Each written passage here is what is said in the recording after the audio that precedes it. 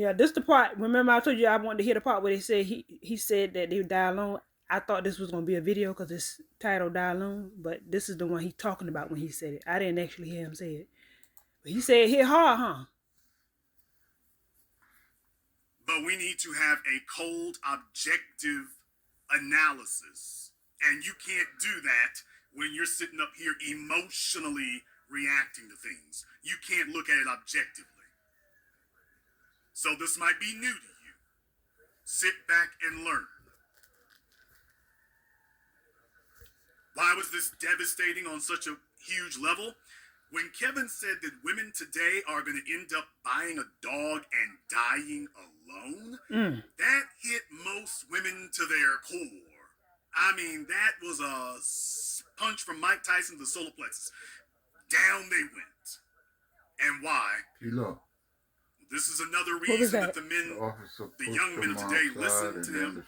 Because the young men of the day who weren't even born 30 or 40 years ago don't quite recognize how the elderly women of the 1960s, 70s, 80s, these old women who failed to retain a man ended up surrounding themselves with cats. You got your fist. Cat ladies. You got cuffs. You can pull your cuffs and punch nigga in the mouth with the cuffs in your hand. You don't really know. Cat ladies are. Well, these cowards gotta grab their gun and shoot people. Because they really are in fear for their lives. Because they know a nigga will 9 times out of 10 outpower them. You understand?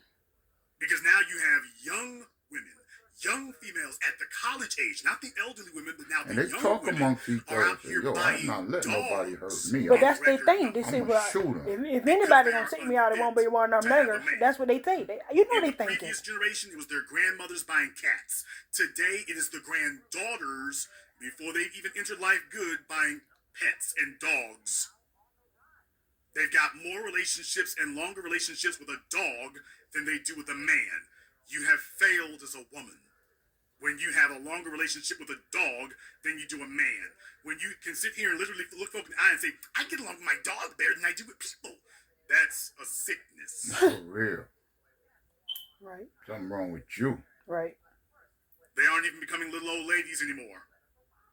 They've got washing machines, their clothes, their cars covered in dog hair, completely oblivious. And this has become a warning sign that this female is damaged. She can't relate to a man, instead she's looking for emotional coping mechanisms.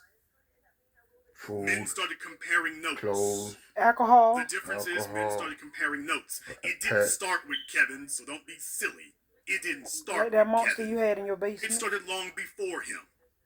He just became trying to buy the latest people. iteration of the mascot buy that people were focusing on. This discussion preceded him, and it will succeed him. But it gave you a point in time where people can point out, by the way, that got said.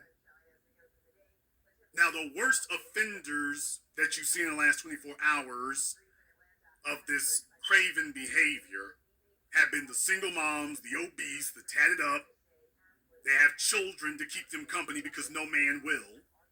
But now the discussion has expanded to how they use pets to do the same thing, to keep them company because no man will.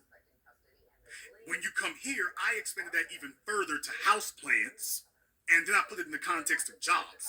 Their jobs are the ultimate weapon to show their contempt for men.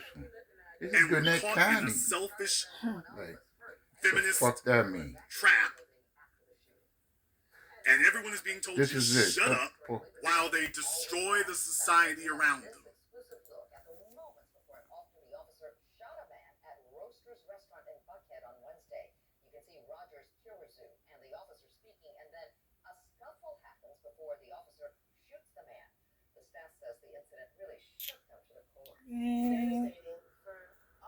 So he pushed him out there and then shot him, right? They got into a struggle. Look at the dude. He's bugging out, kneeling down, fucking with people walking in the restaurant. He was on some shit. Man wasn't even paying him attention. He was on his knees. You know something wrong with him. He needed a mental evaluation. Yeah. But see, that's the problem. When the police are called, they're not giving the right information. And see, but see, that's the thing. It's used as a weapon because they'll call the police on us and they'll say all kind of mixed up shit. So the police come, he amped up. Yeah. The first thing he want to do is shoot a nigga, and that's what the fuck's been happening. It should have happened. A couple men should have held that motherfucker down and said, tell him, yo, call the police. Something wrong with you. Yeah. You Because know, after you get him down. When I was growing up in the projects, there was this lady next door to us. She used to have mental issues. The people knew her. The police, when we called the police, say she out here again, they used to send the paddy wagon. They didn't even send the police no more. They send the paddy wagon. They got somebody to control her, and they put her under control, and then they put her in the paddy wagon. She go lay her ass down in Georgia region somewhere for 3 or 4 days. She come back, she back to normal. But they knew how to handle her. They don't do that no more. They just send you out and shoot a nigga. Because now. people calling and lying. Saying all kind of crazy shit. That's what that's what started. That's what got fucking Lowe's sister man husband killed. Talking about he walking around the house with a gun. No, evidently she told me he fell down because he had problems walking. He had 2 hip replacements, so he fell down, and when he was trying to get up, the gun went off. Oh, so that's why the police shot. Before the police got there. Oh, okay, yeah. So that's what they heard, the gunshot. I don't know if they heard it or somebody said when they called, they're shooting. Yeah. You know what I mean? And then they seen him outside with a gun. Yeah. Damn, he fell. He fell. He had a shotgun, and when he was trying to get up, I guess the gun went off. But even still, he was using the gun to get up. But even still, like, if you come into somebody's home, you got to know it's got to be somebody at the home that knows somebody out here. You know what I'm saying? I don't know whoever the neighbor. They said they know the lady that called. Because they didn't call and say it was a burglary. They just said the way the story was to me that the man was outside with a gun.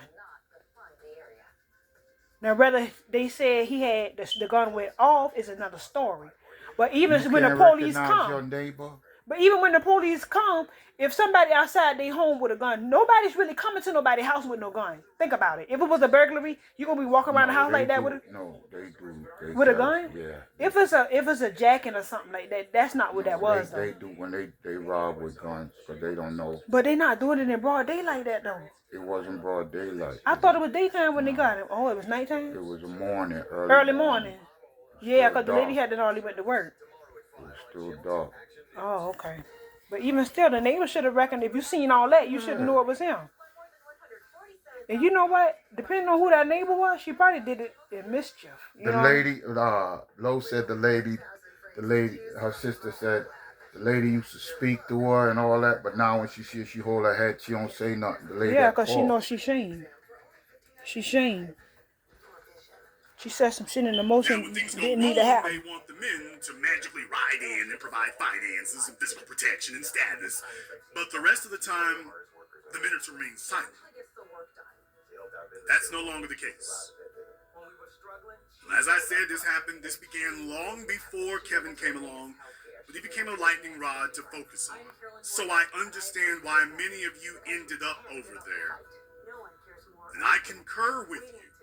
It has been disgusting seeing some of the inhumane, barbaric, reprehensible things that these gutter excuses for women and their male bootlicks have been saying.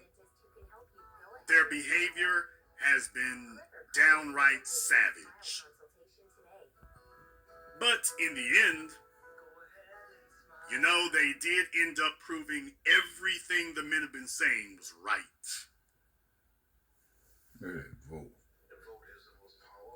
You did end up proving that everything that was said about you was correct. By the way. Just thought you should know. I don't think you should have showed John. The screaming, John the caterwauling, what you are doing is demonstrating to the back world a couple of votes in it. Well, he's letting it known. I'm on that tip. I'm now it's documented. I want to, you know.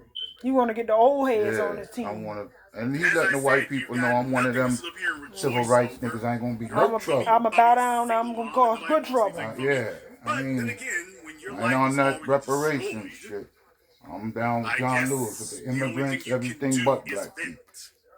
LGBT. Because it's already over for you. If you want to know why it is that they can be so venomous, it's because they understand, it's already over for me. You're 30 years old with 3 kids and chest tattoos, and you need to lose about 60 pounds. Oh, it's already over for you. You're 40 years old with a bad attitude. You'll look men in the eye and tell them you don't have to respect them. It's already over. It's already over for a minute, You're baby. sitting here with a house full of pets and no protector and provider, and you're hanging out with a bunch of other females, a bunch of size 14s or bigger, rumbling their way through bigger. Olive Garden on Sunday. Rumbling their way Their through Olive bastard Garden. kids in tow. It's already over for you. So When I told you, I swear, when I was in a size 14, that thing did something to my spirit. You was a size 14? I told you I was too big one time. When I got in my early to mid 30s, I started gaining so much weight. I got into a size 14, and I told my sister though, I said, listen, bitch, I got 2 pair of size 14. I will not buy another motherfucking pair around here. I went on the diet. I started eating meat for 2 years. I fucked around and lost too much weight, and that's how my iron dropped. But now I know how to monitor that shit. I know when you go on a diet like that, you got to replace it with other stuff. But I was in size 14. That shit did something to my spirit. I refused to be that big. When I walk outside and my thighs was touching, that shit had hurt my feelings. I swear to God. I was like, I came outside one day and I was like, oh no, it's too hot in Georgia to be walking around that fat. My legs was touching, and when I get in and out the car, they used to be sticking and sliding. I was like, oh fuck no. This lady in public, she was fucking huge. I don't know how they do it. 3 kids. And I ain't gonna lie, Rich had an older. Wow. She had an older, man. Yeah, because all that fat in them creases. You can't clean yourself properly. You can't. You can't reach that shit. That's a shame. You have to always take a bath and soak and get in spots where your hand can't reach if you that big. Yeah, that's scary. But yeah, I told my sister them, I said, she's like, oh, well, give me them 40. I said, y'all sure can have them because I'm not finna celebrate this shit. I can't be this big. And I meant that shit with my heart. And I had got to a point where I was like, shit, I want to get back down to a 7'8". And I said, oh no, that's too damn small. But then, by me having such a high metabolism, I could never put my weight back on like it was supposed to. I gained a little weight here and there, like 5 or 6 pounds, but nothing major. That's the most I can gain. But all I gotta do is start eating every day and then fast a little bit. Then I'll go back to my regular weight, which is 155, 160. You know, I'm like 163 now. That's too much for me a little bit. But I'm gonna work it out. of course, the only place where you can fantasize that things might be going well, you can go to Instagram and fantasize that you're a size 6 and men would love you. You sit here and take a look at females who are a whole lot smaller than you, and you fantasize, oh, that's me. I just lost a few pounds. That'd be me. And men would love me. And they would just ignore all this garbage I've got going on around me. Nope. Yeah, and it must break your soul every time you go there, and then you take a look up around, and you see the men are saying exactly the opposite of that. It's your inside, baby. You're sour. And the dangerous part here is that rather than change, they would instead prefer to keep doing what they're doing rather than change. Yeah. But for many of them, change isn't an option. And that's what I want to talk to about with the men tonight. I want to talk specifically to the men. This program is about what's next. What comes after Kevin Samuels. And for those of you, for whatever your reasons were, you made the misguided, immature decision to go to a place that couldn't lead you any further. Welcome to the place that will. I'm here to tell you what is next. The first thing I want you to understand about what is next, I want you to immortalize this phrase in your minds. To those of you who are young, Kevin took most of his philosophies from me, but he was afraid to quote me because he was afraid I would come in and take his audience. I want you to understand the rest of it now. And the one thing I want you to know first about where we're going next is that power is not given. Power is taken.